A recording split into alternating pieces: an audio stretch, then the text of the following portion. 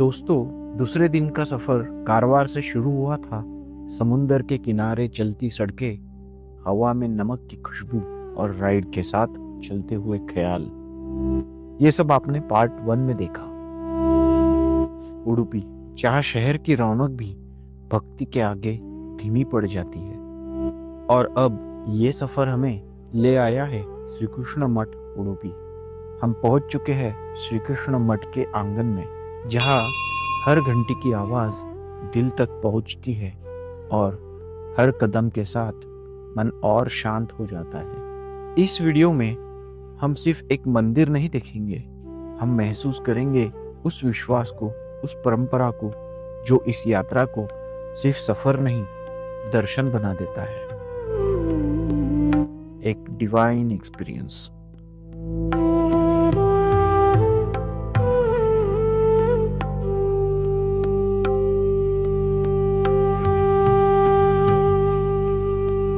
कहते हैं ईश्वर जब आते हैं तो शोर नहीं करते, बस संकेत छोड़ जाते हैं। समुद्र के किनारे बसा उडुपी, जहां लहरों की आवाज में आज एक पुरानी कथा गूंजती है। बहुत समय पहले इसी तट के पास एक जहाज भयंकर तूफान में फंस गया था। चारों ओर भय था और आशा, बस एक प्रार्थना। तभी वहां पहुंचे महान संत माधवाचार्य। उनकी शांति में विश्वास था और विश्वास में ईश्वर। कहा जाता है उनकी प्रार्थना से तूफान थम गया और जहाज सुरक्षित किनारे आ गया। कृतज्ञ नाविकों ने कुछ भेंट देना चाहा। माधवाचार्य ने सोना चांदी नहीं मांगी, बस जहाज में पड़े 2 साधारण से मिट्टी के ढेले। जब उन ढेलों को खोला गया तो सबकी आंखें ठहर गई।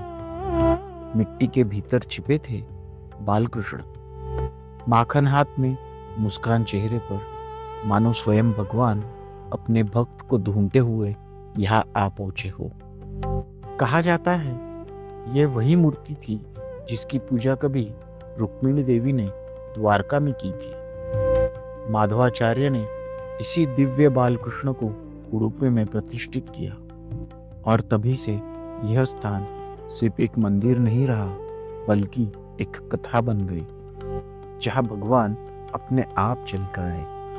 क्योंकि जहां भक्ति सच्ची होती है, वहां ईश्वर खुद रास्ता बना लेते हैं। बहुत समय पहले कर्नाटक की पवित्र भूमि पर जन्मे संत कनकदास एक महान भक्त, कवि और समाज सुधारक थे। वे भगवान श्री कृष्ण को अपने हृदय से प्रेम करते थे। जब कनकदास उडुपी के श्री कृष्ण मठ पहुंचे तो उन्हें मंदिर के अंदर प्रवेश की अनुमति नहीं दी गई।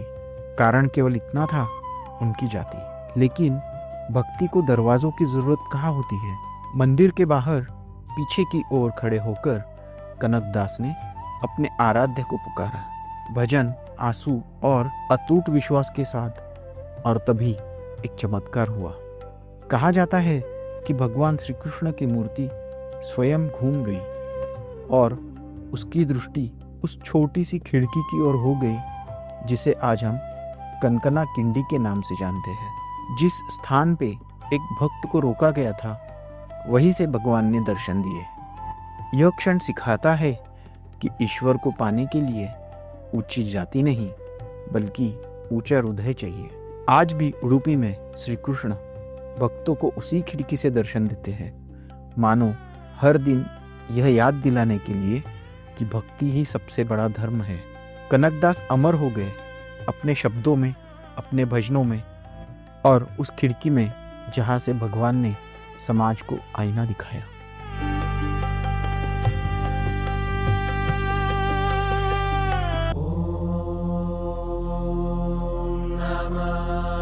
उडुपी के पावन धरती पर श्री कृष्ण मठ के ठीक समीप एक ऐसा मंदिर स्थित है जहां समय थम सा जाता है। यह है श्री चंद्रमौलेश्वर मंदिर, भगवान शिव का वह रूप जहां चंद्रमा उनके मस्तक को सुशोभित करता है और शांति हर श्वास में उतर जाती है। यह मंदिर केवल एक पूजा स्थल नहीं, बल्कि श्री कृष्ण मठ की परंपरा का अभिन्न हिस्सा है। कहा जाता है कि यह दर्शन के बिना श्री कृष्ण के दर्शन भी अधूरे माने जाते हैं। सुबह की पहली आरती हो या संध्या की गूंजती घंटियां, यहाँ शिव का सानिध्य मन को स्थिर कर देता है।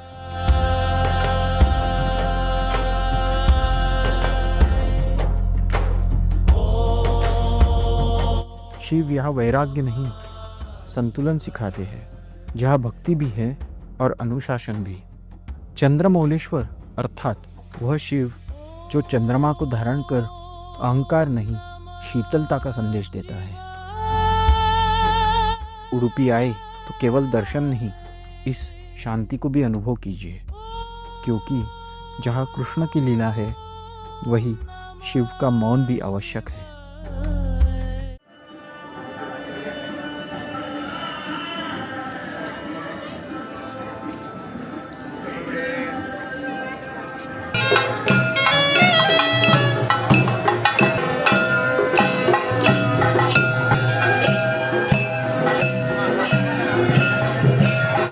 जैसे ही सूर्य अस्त होने लगता है, उडुपी की गलियां दीपों और श्रद्धा से जगमगा उठती है, क्योंकि यहाँ कोई विशेष दिन नहीं, यहाँ हर शाम रथ यात्रा होती है।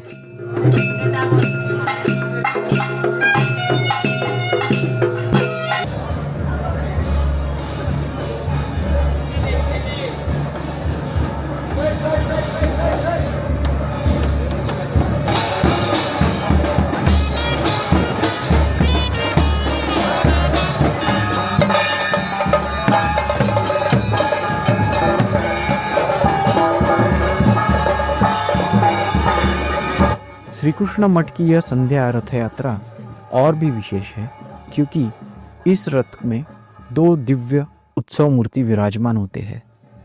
एक बालकृष्ण मासूम मुस्कान और करुणा के साथ, और दूसरे हनुमान जी जो भक्तों के साथ नगर भ्रमण पर निकलते हैं। इस यात्रा में भगवान रथ पर होते हैं और रथ को खींचते हैं स्वयं भक्त।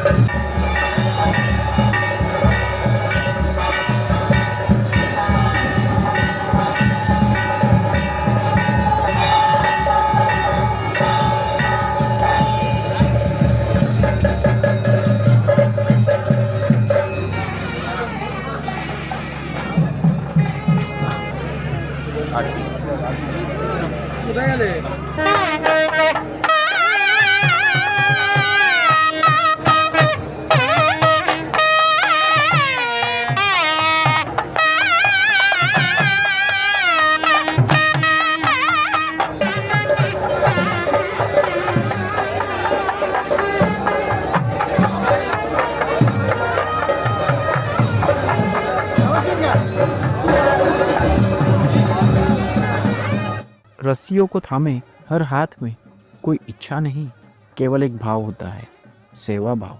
शंखनाद, घंटिया और गोविंदा गोविंदा का जय घोष संध्या को उत्सव में बदल देता है।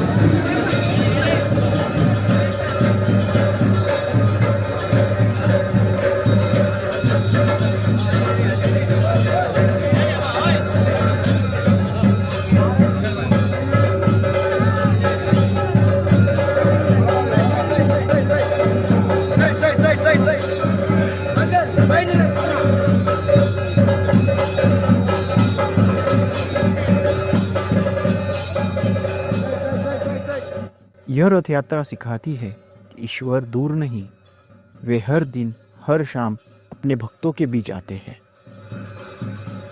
उडुपी की यह परंपरा केवल देखी नहीं जाती, हर शाम जी जाती है।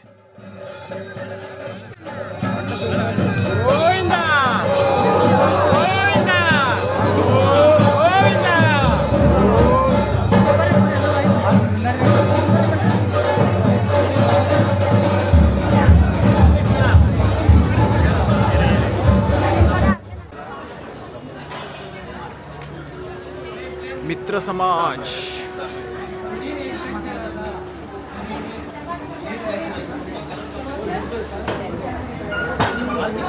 मित्र समाज में पहुंच गए हम। मित्र समाज में पहुंच गए फाइनली। केसर भात, बुलेट इडली, इसका क्या नाम है? बिस्किट रोटी। एक और मंगा सकते हैं। मैं बोला हूँ पहले मसाला डोसा खाते हैं, भूख तो बहुत लगी है, खा लिया निकल जाए जो घी का टेस्ट। ये है भाई बिस्किट रोटी।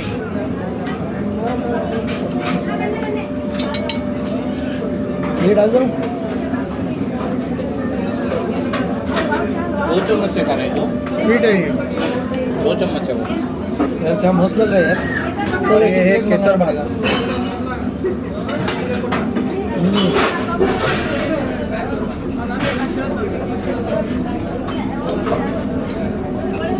इसका टेस्ट अल्टीमेट है।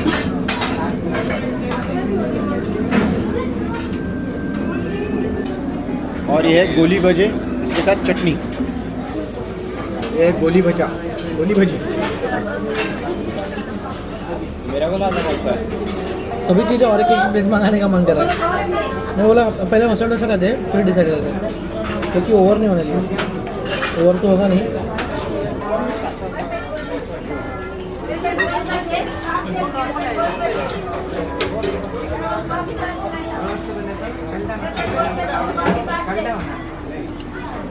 कैसा है शुभम? बहुत मस्त, अल्टीमेट। ये डोसा में भी अंदर अलग चटनी डाला हुआ है। डोसा अच्छा फोल्ड कर लेता हूँ।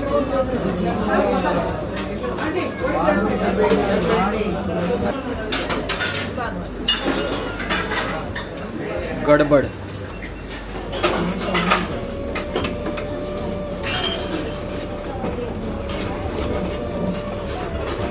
वो चाय से ज़्यादा तो ये हीट है। मस्त है।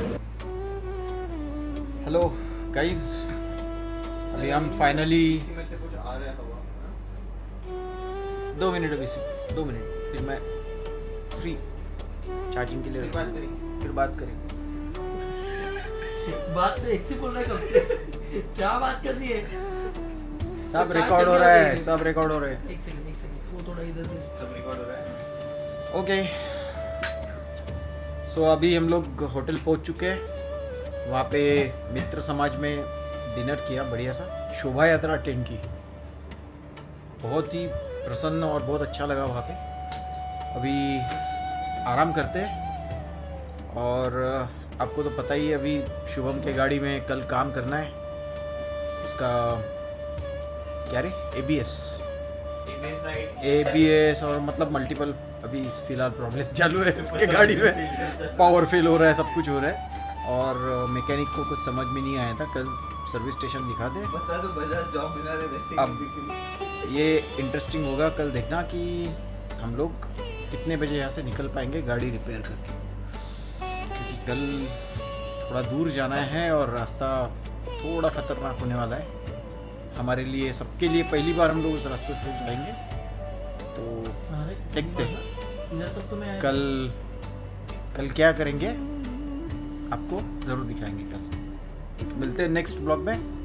Good night, bye bye.